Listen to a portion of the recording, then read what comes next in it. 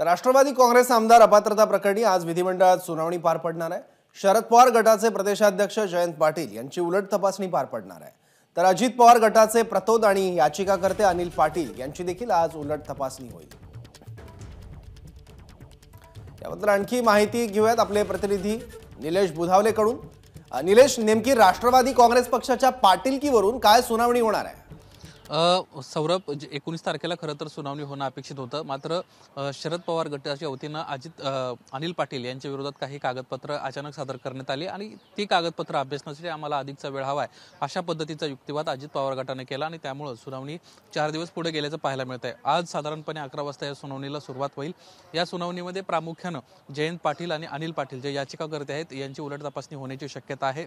जयंत पाटलांची 19 तारखेला होणार होती, मात्र आता ती वेळ आज त्यांना देण्यात आलेली आहे। दोन्ही गटाचे जर आपण वकील पाहिले तर दोन्ही गटाच्या वतीनं दिग्गज वकील जे आहेत ते मैदानामध्ये आपल्याला पाहायला मिळतात। खास करून शरद पवार गटाच्या वतीनं शरद जेठियानी, मोहम्मद अली खान, डॅरियस खंबाटा अशी नामवंत वकील मंडळी आहेत। गरज पडली तर डॉक्टर अभिषेक मनु सिंघवी आणि कपिल सिब्बल यांना देखील आगामी सुनावणीच्या दरम्यान बोलवण्यात येणार आहे अशा पद्धतीची देखील माहिती आहे।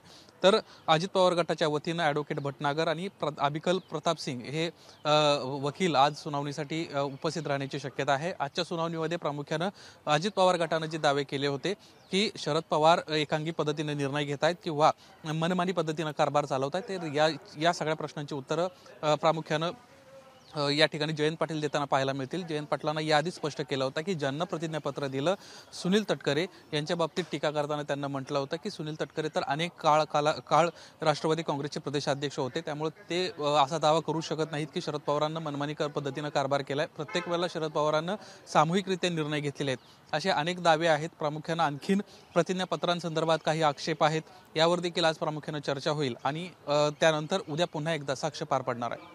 सौरभ, ठीक आहे निलेश, धन्यवाद या माहितीबद्दल। एबीपी माझा, उघडा डोळे बघा नीट।